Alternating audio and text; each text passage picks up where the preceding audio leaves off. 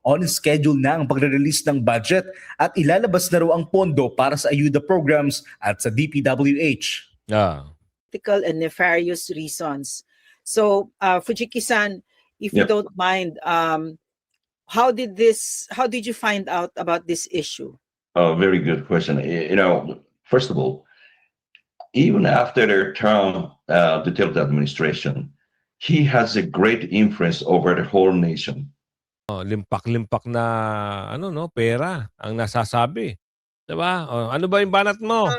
The whole proceedings cannot be stunted or cannot be stopped or cannot be derailed by the mere absence of the respondent.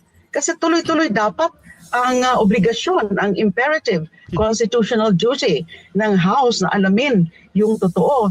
Naipadala na. Yes. Good morning mga kasama. Nandito na naman tayo nagbabalik at maglalambing na naman tayo sa inyo. Na huwag niyo kalimutan i-like and share ang ating video at bago tayo magsimula sa ating talakayan at reaksyon. Saan likes and share, all good sa po tayo dyan. At meron po dyan join button kung naisin nyo sumali sa ating komunidad. At eto na nga. Grabe pala 2 million Easter bonus. Ibig sabihin itong papasok na mahal na araw, makakatanggap ng tig to 2 million itong mga kongresista. Ayon niya sa post ni Leandro Libiste o Congressman na Libiste na may aamin ba na may 2 million Easter bonus. Ayoko naman manggaling na naman sa akin ito. Lalo na't ang daming nagalit sa akin noong Pasko. Aray ko. Parang ginagawa na lang tayong gatasan ito mga congressman na ito. Di ba? Para malinaw, ito MOE na ibinibigay para sa district requirement. Kailangan talaga ito ng distrito. Pero liquidation by certification ito. At sana ay dini-disclose para alam ng taong bayan. Masarap pala maging congressman. Kapag ikaw pala isang kongresista, milyones pala milyones pala ang nadadali mo sa buong taon. 'Di ba? Ganun lang kasimple. Ang sarap. Kaya pala itong mga ito kahit makipagbigtihan kahit makipagbaradagulan na manalo lang sa pagkakongresista ay gagawin. Bakit? Limpak-limpak na pera pala ang kanilang nakukuha. May Christmas bonus, every month ata may bonus Di ba? Anak ng bugi. At isang magandang balita, mayroong isang foreign national o tawagin nating Japanese na parang tumitindig sa laban ni Tatay Digong dito sa The Hague o sa ICC. Pero mamaya natin bibigyan ng reaction yan. Itong mga durobo kasi, ngayon napapagkwentuhan. Oo, di ba? Nung nakarang araw, si Puno parang gusto nang tumiwalag dito sa majority. Ngayon parang nagkabaligtaran na sitwasyon. Dahil nabigay na ata yung pondo, nakalatag na yung pondo, anak ng bugi. Pasok na naman siya doon. Parang nagkakalokohan na. Wag na kayong umasa na magkakaroon ng kakampi si BP Sara dyan sa mga pumirma sa impeachment o dyan sa mga nag-file na impeachment laban sa kanya. Dahil ganun pa man, isa lang ang laban. Laban ng mga Pilipino, laban ng taong bayan, laban ni BP Sara. Huwag silang mapakapante dahil malakas si BP Sara sa survey. Mamaya, meron akong ibibigay sa inyong video na patungkol dyan. Pero, ibibigay ko muna sa inyo itong talagang NUP member. Mukhang nagbago na ata ng mga pananalita ngayon. Parang ano bang pwedeng nating doon? Itawag sa kanila. Sila ay mga mahilig sa pera. Ganun lang yun kasi pondo ang iniisip pasok. Planchado na raw ang hinihinging budget ng National Unity Party para sa mga nasasakupang distrito ng kanilang mga miyembro. Ilang araw yan matapos sabihin na di raw sila kontento sa pamumuno ni House Speaker Bo GD. Narito ang exclusive agenda report ni Isaiah Mirafuentes ng Abante. Maraming salamat sa inyong Matapos ang banta ng National Unity Party noong Lunes, nabibitaw na sila sa majority ng Kamara at lilipat sa minority dahil sa budget issue. Tatahol na lang tayo ng tatahol hanggang sumaglas sila. At matapos nilang ipahayag ang kanilang paninindigan na ebidensya ang magiging basehan nila sa impeachment ni VP Sara. Sinabi ngayong araw ni NUP Chairman Ronaldo Puno na halos ayos na ang budget ng mga miyembro nila. Sa kanyang mensahe sa Billionaire News Channel, sinabi niyang resolved na ang naging issue nila sa budget bago pa ang naging talumpati ng House Speaker kagabi. At nangyari daw ito dahil kay House Majority Leader Sandro Marcos. Ayun na. Bago kasi mag-adjourn ang sesyon ng Kamara, nanawagan si Speaker Bo JD sa DBM na iratsada na ang pagre-release ng pondo para sa mga proyekto ng gobyerno. Tumulong rin daw sa Executive Secretary Ralph Precto noong Martes.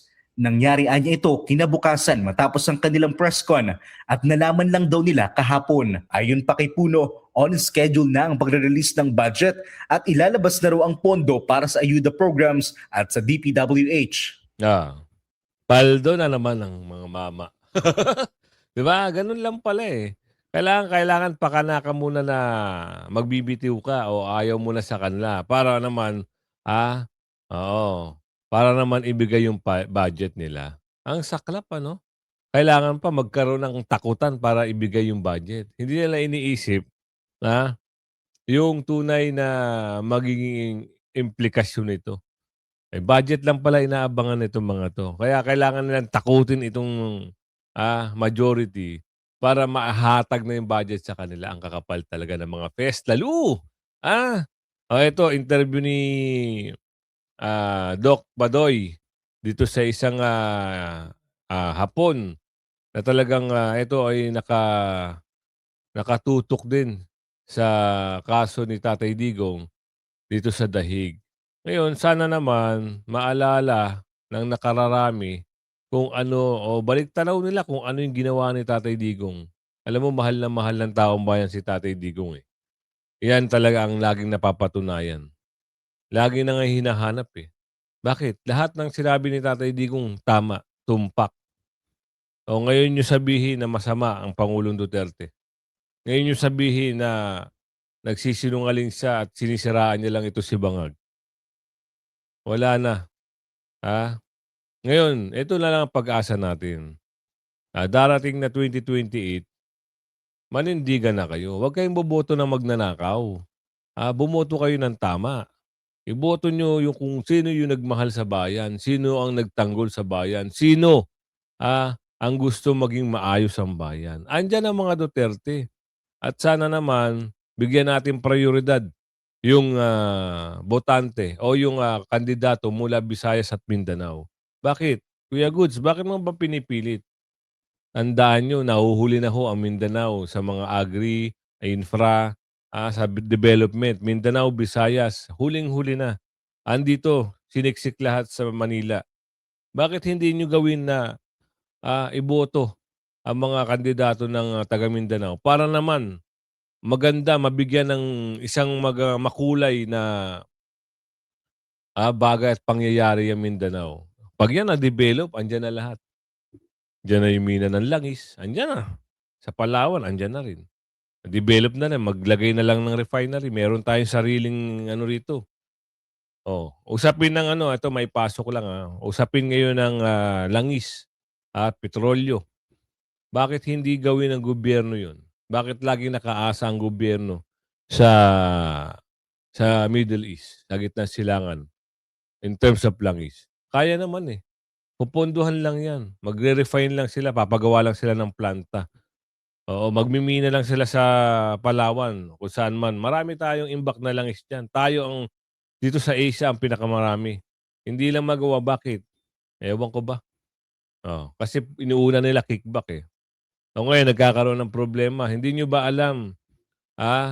Sa atin dito namumblema tayo sa langis, mahal. Mas mamumblema tayo dahil lang ang pinakamalaking ponduhan ng langis sa sa Qatar nagkaroon na ho ng problema. Tinarget na ho. Sa mga kababayan ko dyan sa gitnang silangan, especially Dubai, Abu Dhabi, Iran, Israel, Iraq, kung sino man dyan, ingat po kayo. Dahil nakikita namin sa news, lalo na yung, hindi ko nga, Rasgas ata yun. Talagang, hindi ko sure talagang tinarget eh. Yun yung pinakamalaking punduhan ng ano. Ingat po kayo mga kababayan natin dyan na nasa gitna ng silangan.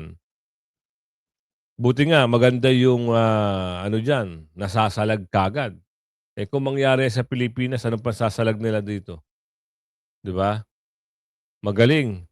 Advance yung technology nila in terms sa mga ganyang bagay. Hindi kagaya dito.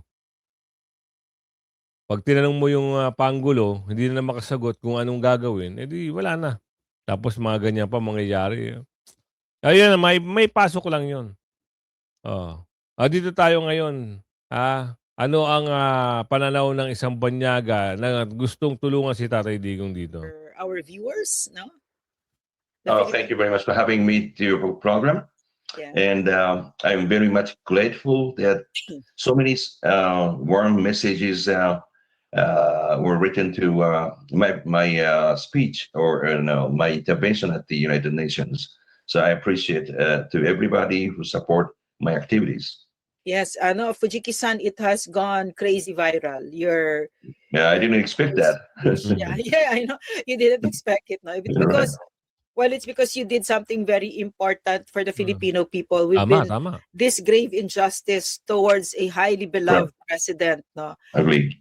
It no longer is a domestic issue. It is an international issue because it involves now the International Criminal Court, and of course, because it is a crime against humanity, what was done against him by the sitting president Bongbong Marcos.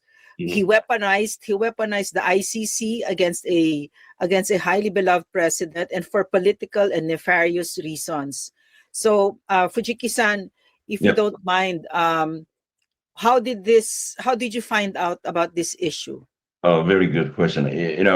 First of all, even after their term, the Duterte administration, he has a great influence over the whole nation compared to the current administration, right? Yes. So current administration is very much fear about influence of the Duterte, although Marcos is the president, but still the people are not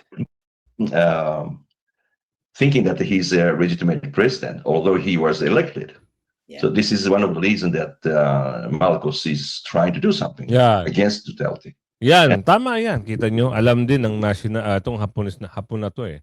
Alam niya kung ano talaga ang ginagawa nitong administrasyon ngayon laban dito kay Tatay Digong, kay VP Sara. Lahat ng bagay na yan ay isang pamumulitika. So talagang binanggaan nila ang Duterte para pahinain ang puwersa ni VP Sara. O ginawa nila yon kay Tatay Digong para manghinaan ng loob at para sumuko. Naku, hindi nyo mapapasuko ang Agila ng Davao. Yan ang pakatandaan nyo. Ngayon, kayo ho ang namamayani. Pero pagdating ng araw, baka mamaya nasa mga Duterte ang huling halakhak. Kaya nga sinabi ng, ano ba yung sino ba na interview nun? Yung isang lalaki, nandito pa sa akin ng video eh. Baka mangyari dito kay Bangag kung ano nangyari sa kanyang tatay. Maaari. Pwede. Kasi, mabilis nila nakuha si Tatay Digong sa pamamagitan ng kanilang resources. Kung halimbawa si VP Sara ay umupo, at lahat din ng mga gabinete, lahat ng sangay ay sa kanya. Sa tingin nyo, hindi magagawa yung ginawa kay Tatay Digong dati? Kayang-kaya. Kayang-kaya. Baka mamaya hindi lang sa dahig mapunta si Pangulo. Baka magbalik ng ano ba to? Hawaii. 'Di ba? Ganun ang ginawa nila eh. Kaya masaklap. Yung iba, akala nila nakagaganda sa kanila na pinakulong nila yung dating magaling na presidente. Ibang bansa na nagkakwento. Ibang bansa na nagtatanggol. Iilan-ilan lang kayo mga supporter ni Bangag. And now Duterte is really facing the hard time. But I think he is aware of it, and he know from the beginning what will be happen. And but he put his life on the line for the country. So he's a real man. Yes, That's what yes, happened. correct, It's my correct. take. Yeah. Ujiki-san, his war on drugs, which is the point of contention, the issue that was being Right. raised by Right. Bongbong Marcos is actually a legitimate government program that was highly popular, highly successful, so that somewhere like 88 to 96% of Filipinos approved of Wow. it, because Yeah. it Yeah. we really experienced the benefits in our life. For the first time, crime rates were cut into half for the first 6 months. Yeah. That's great. And I actually I'm taking care of the Filipino community in Japan, Mm. right? Yes. And recently they are start saying that we don't want to go back to my home country. Why? So I asked them why. Mm. Then because while the Duterte was in a power, the environment in the country was very safe. Even in the nighttime, Kita nyo? working on the street is harmful. But now it's very dangerous, and the murder and killings are going on the street. Although some Japanese are also victimized. Oh, Yes. kita nyo? While yeah. So Alam, kinikwento ng ating kababayan, yung ating kababayan na mismo ang nagpapatunay dito sa isang banyagang Pilipino, kasi sabi niya meron siyang pinangangalagaan group sa Japan o community. O, kinikwento ng ating kababayan na bakit ayaw nila. Kasi nga, hindi nga safe. Oo, at kinikwento rin na dati, safe kami nung si Tatay Digong pa ang nanunungkulan. Eh bakit ngayon? Oo, hindi kayang gawin. Tapos mayroon pa silang pagsisinungaling. Nakwento nung na safe na raw. Oo, nung ILLG. Oo. At sinabi doon na yung mayayaman, konti na lang daw ang gumagamit na pinagbabawal na candy. Anak kayo ng bugi, Diyos mio marimar. Galing nyo talaga. this is a very shameful things for the Philippines, and also Philippines is recently considered as a terrorist supporting nation. Aray. Yes. By Australia. This is totally, wrong, and this is created by the current administration. If Mr. Duterte is in power, then it won't happen. So Tama. everybody is scared, and Marcos is scared of Duterte, and the people are scared of going back home. So this is not a normal situation. This is a very, very, very bad circumstance. So we need to, make it back, or take the peace back in the country. Bakit ang Japan tahimik? Bakit ang Japan masagana? Kasi maayos ang leader. Bakit ang Singapore masagana? Bakit ang Singapore maayos, malinis? Dahil may strong leadership na nangyayari. Dito sa atin, kampi-kampihan dito eh. Minamanipulan na dito eh. Gusto mo maging kamay na bakal, pero ang mga magnanakaw nandiyan sa gilid-gilid magkakampihan para pabagsakin ka. Ganyan ang nangyari kay Tatay Digong. Marami siyang nasagasaan, marami, lalo-lalo na yung mga hindi nagbabayad ng tax, yung mga negosyanteng mga malalaki. Isa pa yan sa mga siguro nagpopondo, hindi natin masabi kung talagang nagpopondo sila o pinopondohan, sabi ni Aling Ledesma, yung pagpapunta kay Tatay Digong sa dahig. Di ba? Pero lumabas na sa bunganga ng 18 Marines na itong pagpapadala kay Tatay Digong ay pinonduhan ng gobyerno ayon sa 18 Marines na tumanggap na $2 million. Wow, sarap. Easy money. Dadalin mo lang si Tatay Digong doon, at kahit walang warrant of arrest, sa tulong ng isang mukhang unggoy, sa tulong ng isang gusto ma-promote, na-demote naman. Ano nangyari sa kanya ngayon? So, sorry ka. Nakalista ka doon sa babalikan ni Bibi Sara pag nakaupo si Bibi Sara. Relax ka lang. Oo, relax ka lang. Dahil sisipain mo, di ba? Sabi mo si Tatay Digong, sisipain ko yan. Yan ang pakatandaan mo. Naaalala ng taong bayan habang sinasabi mo at binabanggit mo yung salita na yan. Hindi mo ba alam, gigil na gigil sa'yo ang taong bayan habang binabanggit mo yung sisipain ko yan. Di ba? Ano tayo ngayon? O, tuloy. Fujiki-san, what makes it even more serious, no, is Mhm. that there are a lot of serious issues against the ICC now. Recently, there was Yeah. an expose by 18 former soldiers who were the bodyguards of the chair of the Oh, yan. Appropriations Ayan na yun. Committee, and the expose involved the exchange of money with the ICC. No, in other Yeah. words, they were wined and dined to the tune of $2 million.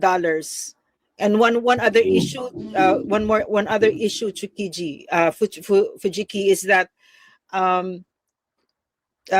the ICC has already been infiltrated by the communist terrorist organization, the CPP, NPA, NDF, which is the 17th deadliest terrorist organization in the world, so that you can see very actively, you can see the face of one of their operatives, Cristina Conti. Nako, yan. Buti na banggit yan si Cristina Conti na yan.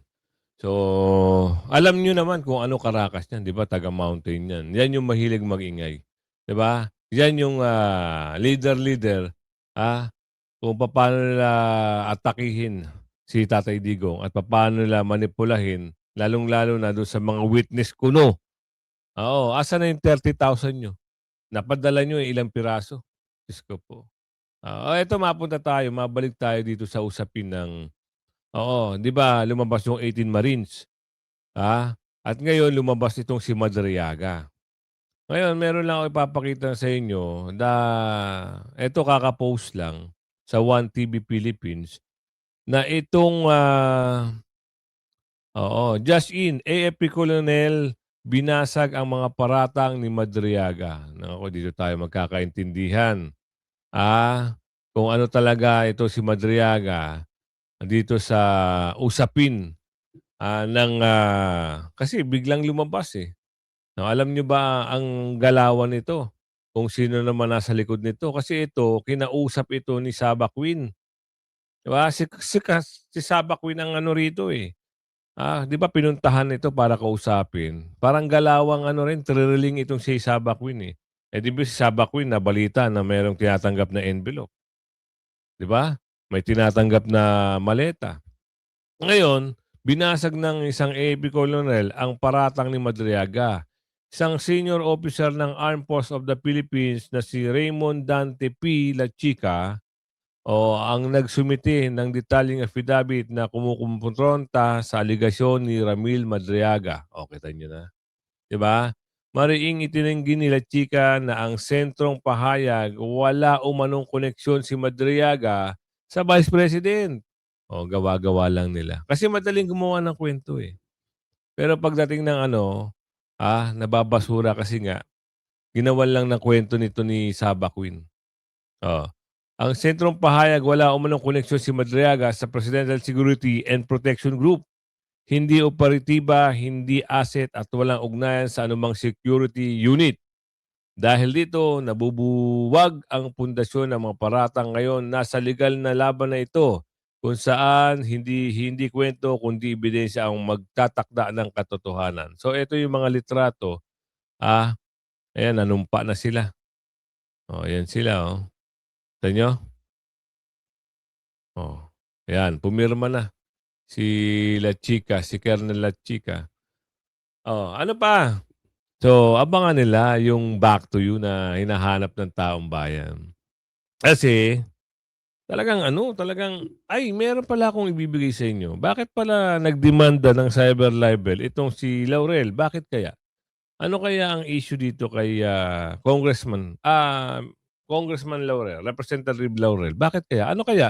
Kasi dito sa Ganang Mamayan, nakita natin sila na merong balita patungkol dito eh. Alamin nga natin. Nagpunta pala sa Makati Prosecution. Wait lang, eto. Ulitin natin ha. Tuloy, Kuya Jenson. Si Secretary Chu Laurel pala ng Department of Agriculture. Hindi pala congressman. Oo, secretary pala ito. Ito yung singkit ata ito, no? Ng malaking tao. Nagpunta pala sa Makati Prosecutor's Office. Bakit daw? hindi ho para magbigay ng pataba o ng ayuda sa mga mangingisda o magsasaka, kundi maghain po ng kasong cyber libel. Laban po kay Attorney Levy Baligod at sa 18 dating sundalo. Ano ha? Ayon po kay Secretary Chu Laurel, ang reklamo sa tanggap Naku, ito nga. Hahabain na naman ito ang kwento. Mukhang meron naman nag-utos na panibagong script dito. Pati ito, maghahain ng cyber libel. Okay, attorney, bakit kaya? ng prosecutor ng Makati ngayon pong araw. At dito ay mariin po niya pinabubulaanan yung paratang na nagpakilalang mga dating sundalo tungkol daw po sa kanya umano'y pagkakasangkot sa paghahatid ng mga mali-maletang pera sa iba't ibang personalidad. Tinutukoy po ni Secretary Chu Laurel na ang paratang tungkol sa kanya umanong papel sa agricultural smuggling ay pawa daw pong mga kasinungalingan. Anya, ang sinasabi daw po sa affidavit ng mga nagpaparatang sa kanya. Binabanggit pa po ni Secretary Laurel na hindi niya kilala ang sino man sa 11. Ako, bakit si Attorney Baligod ang kinasuhan yun ng cyber libel? Attorney nga siya, taga-depensa nga siya. Dapat ang dinimanda nyo yung 18 Marines. Simplehan lang natin. Bakit ang target nyo si Attorney Baligod? Bakit si Attorney Baligod kasi ang tumatayo na abogado nila? Ito rin kasi yung, magaling to si Attorney Baligod isa lang naman siya doon sa humawak ng kaso ng Napoles. Alam mo yung kaso ng Napoles? Malaking pera din yun eh. Parang fertilizer scam din ata yun na milyon-milyon din ang usapan eh. Ngayon nga nasa na ngayon si Napoles. Patong-patong na ho yung naging kaso. Pero hindi ko sure kung ano ba tong papel ni Janet Napoles noon. Baka siya ay biktima rin ng mga congressman na mahilig magnakaw ng kaban. 'Di ba? Baka siya rin ay biktima. Hindi natin masabi. Wala tayong idea. No, kung nahawakan lang natin, natutukan lang natin yung kanyang istorya, di masasabi natin na parang kagaya rin siya nitong si Diskaya. Kontraktor ito eh. Kaso nga lang, siyempre, itong mga magnanakaw, mahilig humingi ng parking, mahilig humingi ng pera, anong gagawin niya? Ibibigyan niya kasi kaysa mawalan siya ng kita. At ngayon, isa substandard na lang nila. Mali. Doon siya nadamay. At ngayon, meron pang kwento. Yung Bernardo ba yun? O yung isang, parang, ano ba sabi doon? Parang yung kaso niya ay unti-unti nang nawawala. Nandito ba yun? Tignan natin kung na-save ko Naku po. Sayang, hindi ko na-save. Mukhang Bernardo ba yun? Hindi, si D.E. Alcantara. Parang unti-unti na atang nawawala yung kaso pa isa-isa. Ano kaya? Bakit kaya? Nabasa ko lang yun. Tuloy. Walong dating nagpakilalang sundalo at ang huli na sinasabi sa Forbes Park, huli daw siya na nakatira doon, 2018 pa. Ayun. At sa kaso naman daw po ni Kong Saldico, sinabi ng kalihim ng agriculture na ngayon lamang siya nakahanap ng panahon para daw po ito'y formal na isampa. Ilang buwan na matapos niyang sabihin na kinukonsidera niya ang pag-asampa ng kasong cyber libel laban po sa dati Bicol Party List Representative Saldico. Kaya nga Nelson Benny, mahalaga talaga na matanong ang sabihin mayroong venue para matanong yung 18 dating sundalo. Para talagang sa formal na paraan ay maimbestigahan. Kung may katotohanan ba yung sinasabi nila at mapanagot yung mga tunay na nagkasala kung meron man o wala. Kasi nga, sabi natin kung qualify mo mismo, halimbawa, inuutusan itong mga 18 sundalo, hindi naman idinidetalye sa kanila, dalhin mo ito. Baka wala naman silang sapat na kabatiran kung yung dinadala nilang pera illegal o legal. Legal. Diba? Pwede sabihin, dalin mo ito. Oo. Eh, yung pala, may utang doon. Ayun, ang address ay ganito, dali mo kay ganito, kay ganyan, kay ganyan. Eh noon pa man kasi may mga transaction halimbawa sa Ginoong Saldico o kaya naman may transaction sa halimbawa sa bilang isang negosyante kay Secretary Chu Laurel at nautusan yung, pero sabihin, legal na transaction, walang masama doon di ba? Sapagkat legal naman, parehas silang negosyante. Eh ngayon, hindi ko nag-deliver sila ng pera sa isang personalidad, ay masasabi agad natin na sila ay sangkot doon sa flood control anomaly. Kaya mahalaga nga, may venue sila na matanong, ito, detalye mo nga ito, ano ba ito? Nagpa-picture kayo sa ganito, may dala kayong pera, ano ba ito? Ano ba sabi sa inyo? Sabi nyo ang problema, Kuya Jen, ayaw nga nila lumantad. Di ba?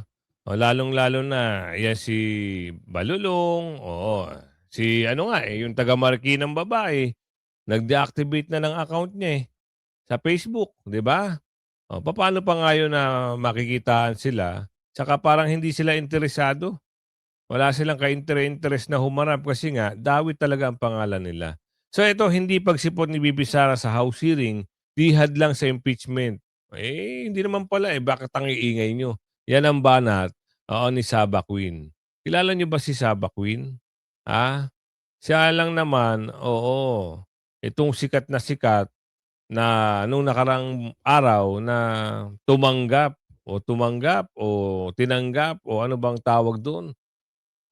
Limpak-limpak na pera ang nasasabi. 'Di ba? Ano ba yung banat mo? The whole proceedings cannot be stunted or cannot be stopped or cannot be derailed by the mere absence of the respondent. Kasi tuloy-tuloy dapat ang obligasyon, ang imperative constitutional duty ng House na alamin yung totoo.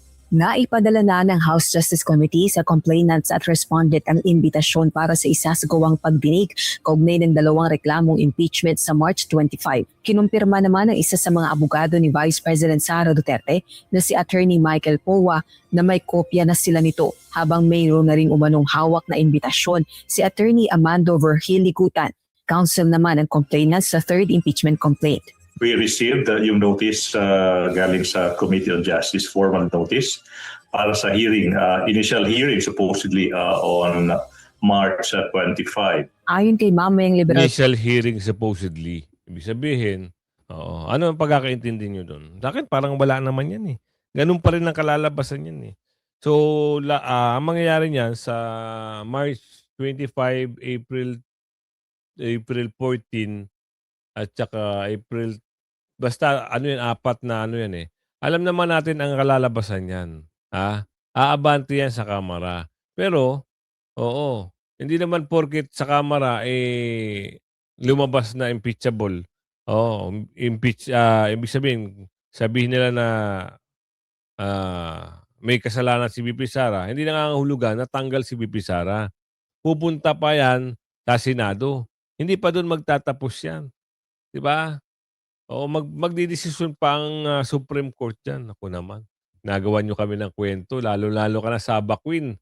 Ngayon, kung umabot ka sa video natin ito, huwag mong kalimutan mag-like, share, subscribe, at hit mo yung notification bell para lagi kang updated sa ating mga video. At shoutout po sa inyo sa mga kababayan natin sa Middle East, mag-ingat po kayo. Bye-bye. Hanggang sa muli.